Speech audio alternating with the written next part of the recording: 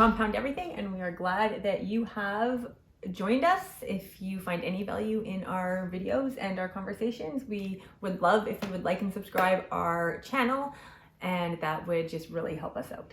So today we are talking about inflation, kind of a buzzword in not only the financial circles now, but kind of everywhere. Yeah, everyone's feeling it, I think. Yeah, everyone's feeling it. Everyone's talking about it. Yeah. It's We're April 14th, something, 2022, somewhere around there. Yep. Anyway, everyone's feeling inflation, I think. And so we're getting a real life lesson in what inflation is. Yeah. And I think there was a lot of talk about inflation within the financial world back in 2021. Yeah. And it kind of hadn't hit Main Street, as it were. But now I don't think there's a single person out there who hasn't felt the effects now of whether you realize it or not, you go to this, whether you realize it's inflation or not, you go to the store and you see that the prices of milk have gone up. The prices of cars, used cars, have gone up. New cars. Depending on who you're talking to, the definition might be a little different. Sure. So for this conversation and for our purposes, we are talking about the diminishing purchasing effect of your dollar, meaning $1 is not going to buy you today what $1 would have bought you 3 years ago. Sure. That is what inflation we are talking about. It's kind of the inflation that affects the day in and day out of people's lives. So I got a good segue to that, or that's a good segue to some numbers I found. So I went on the Bank of Canada website and pulled up an inflation calculator. Get this. If you had $100, in 2014, that $100 bought you the same amount of goods as $2,446.67 today. So if you took that $100 and you just stuffed it under your mattress, that money is worth substantially less. Right. So let me put that another way. In order to have the same purchasing power as $100 in 1914 in today's dollars, you'd have to have $2,446.76. Right. So if someone just 67 cents. So if someone just put that $100 under their mattress because they were afraid to invest it because investing's risky, they would not be doing so well today. And that's actually I've seen this tweeted a few times here and there by people who have financial pages, and they'll say people tell you that it's risky to invest. Sure. But it's actually very risky not to invest. Exactly. So we found another number, or another thing that came about on Twitter at one point. You showed this to me. The person said that if you have $1 million at a 7% inflation rate, that $1 million is now worth $70,000 less than it was last year. An inflation rate of 77%. That is a huge amount to lose. Oh yeah, for sure. It's huge. So why is inflation an important subject to talk about to people who may not generally talk finances or really care about them? Well, I think at this point it's because it affects everyone. So we felt it ourselves. So we go to Costco and buy cottage cheese, and the same cottage cheese that was $8.99 is now closer to $14, 13 something, 14 something. So that's a huge price markup within a year. Salmon. Right, for the size. We used to get like the big salmon. It used to be around 30. Now it's 50. Right. That's been about an 18-month time frame from that change. Exactly. So it affects everyone, and it's going to affect people differently depending on where you live, how your family is structured, how many people are in your family. So in order to calculate an inflation rate, in order to calculate the rate of inflation, central banks and governments use something called the Consumer Price Index. Right. The Consumer Price Index, basically what they do is they take a basket of goods, let's call it. And those basket of goods are composed of food, shelter, household operations, furnishings and equipment, clothing and footwear, transportation, health and personal care, recreation, education, and reading, and alcoholic beverages, tobacco, and recreational cannabis in Canada. And they even say on the Statistics Canada website, we do not make any moral judgments on the they just use it for on the CPI. So the point being is, each of these components is factored in, and then they give you a global rate of inflation. So the inflation rate in Canada right now is 5 point something %, and the inflation rate in America is 8 point something %. That's huge. Every time they give these, they have like forecasts for inflation. It has been the recent trend that the inflation is running higher than the forecast now. Unreal. And that's why we're starting to see water cooler conversation revolve around inflation. For sure. So inflation has always been there. It's always been the secret little monster eating away at your purchasing power. But when it was at 2-ish%, or maybe less if you had a deflationary period, but if it was at around 2%, people didn't feel it as much because it went slowly. Right? It grew slowly. Right. It grows at around, historically, it grows around between 2 and 3% per year is what governments will often aim for. Right. So when it's growing slowly, people don't think of it. But even then, it should be on people's minds, especially those who are planning their future. Because it's almost, I don't want to say it is a gift that it's high because it really sucks. But when it's high, it makes people think about it and realize it's there. But when it's 2% or lower, people forget to account for it because you forget it exists. Right. And then what happens is you save your $1 million, like that tweet, and then all of a sudden you're retired and you're on a fixed income and you're losing $70,000 of purchasing power every year at the rate of inflation we are at currently. And so one reason why we're talking about inflation today is partly because it is a hot topic, but partly because I think inflation is one of the secret little financial nuances that will ruin people's future savings and they don't even know it. So it has to do, but it impacts how much people have to save, but it will impact the amount that people will have to generate in terms of a return. Exactly. In order to see an actual appreciating amount of real purchasing power in their money. There's a lot of factors.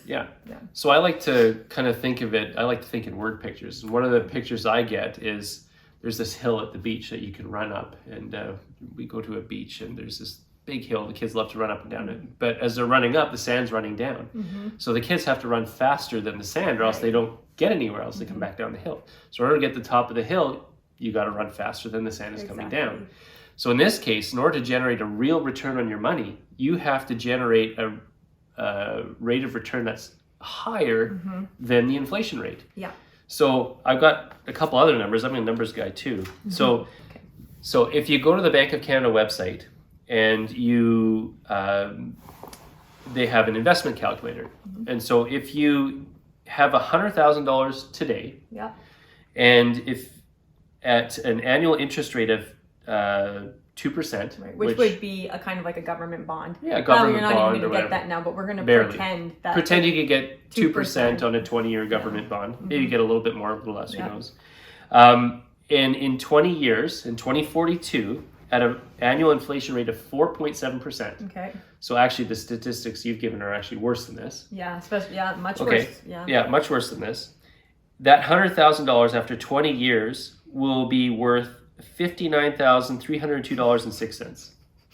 So you actually lost earning power because even though you save money, the fiscally responsible thing to do, you save money, and even though you invested it, which is also and you invested it responsibly. You did the you put it in a government bond, the risk at 2%, and then you are down. What is that? 20 years. You over 20 years, you're down. Your power is $59,000. Yeah, you're essentially down $41,000. So that leads us into another reason that it's important to talk about inflation is because one message and one lesson that I think people need to know, and it's actually is that as much as compounding can work for you when you're investing, it can also work against you. And that's what inflation does. 2% every year works against you so badly, but it's little by little, so you don't realize it. And now it's going to compound at an even more aggressive rate with these huge inflation. Well, and what you just said there, inflation compounds. Inflation compounds. So it's not just like 7% done. It's like 7% on top of 7% on top of 7%. Now that being said,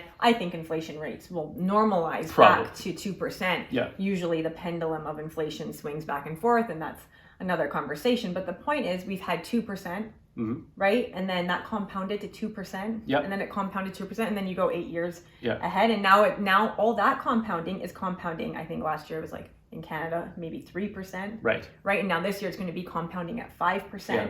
And that is just eroding Yeah. your money at an even faster pace. And so that is negative compounding on Yeah. your dollar that you've worked so hard to earn. And then you've done the responsible thing and you saved it. Right. Yeah. So and that's why you get like the statistics that I read earlier, where you had $100 of purchasing power 100 years ago now requires about $2,500 to be roughly equivalent. And it's super frustrating Yeah. to actually watch people not understand the negative compounding effects of inflation when they're doing everything properly to make sure that they can retire or to make sure they can leave something for their children or whatever. So let's summarize this. Okay. So inflation is essentially an erosion in the purchasing power of your dollar. Mm-hmm. Okay. You can purchase less tomorrow than you can today with the same amount of money. Exactly. Yeah. For our purposes.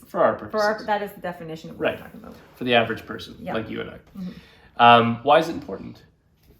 Well, it's important because if I'm going to save for the future, I need to know that I need to save an appropriate amount of money, but I need to account for the inflationary pressures on it that are going to take that purchasing power away. So I must get a return on my money that is at least equal to the inflation rate, if not more. If not more. Preferably more, because that is the point of investing, but at least equal. Yeah. Yeah. And so I guess that begs the question, what do we do? Yeah, what do we do? Because as a consumer and as a citizen, we have no choice. There's nothing that we can do to make inflation less or more. No. We are at the mercy of the powers that be. Right. And we just live in it. We just live in it. And we hope that they can get a handle on it and bring inflation back down. Right. So what do we do? Well, and this is not investing advice, it's not financial advice. But what some people have done is bought hard assets, and those have tended to keep up with inflation. So things like real estate has tended to keep up with inflation. Hard assets like gold. There's those gold bugs out there who advocate for gold. And interestingly enough, I heard a quote at one time. Someone said, an ounce of gold in 1900 bought a nice men's suit. And an ounce of gold today still buys a nice men's suit. So maybe gold, and I don't know this, I haven't looked into it, but maybe gold is one of those things that you're not going to compound your money radically, but you are going to be able to maintain your regular purchasing power. And of course that'll fluctuate as well. Right. Bitcoin, it's not necessarily considered maybe a hard asset, but it's definitely... Some people are playing Bitcoin as a hedge. And then other things like commodities, people are talking about now. So things like oil and other commodities like that have been steel and whatnot. So as inflation starts to take hold, people pay more for that same item than they did before. So hence it keeps up. So another way that you can prepare for inflation or maybe deal with inflation or whatever we're saying is to make sure that your wage increases with the inflation. Another way is for people who own businesses. Right. They're going to have to account for salaries of their staff. They're going to have to account for the cost of the goods that they're selling or the services they're giving. I actually heard someone talking, a roofer, who was saying that the cost of getting your roof done has doubled. Wow. Because of inflationary pressures this year. Unreal. Yeah. That's amazing. So it's going to start hurting, I think, a lot of people. So in summary, inflation it's real. It's an erosion of the purchasing power of your dollar. Yeah, it's out of our hands. It's out of our hands, and it affects everyone differently. So if you look at those gauges that the governments use, called the Consumer Price Index, you may not be experiencing inflation at 6% or 7% or 8%. You may be feeling it even more so, because if the basket of goods that your family relies upon goes up more than others, is different than what the government has decided the basket of goods is. Yeah. So for instance, we come from a large family, so the price of food affects us disproportionately than maybe a smaller family would. Okay. Yeah. Whereas maybe the price of electricity for us might not affect us as much because we have economy of scale. Exactly. As for the average person.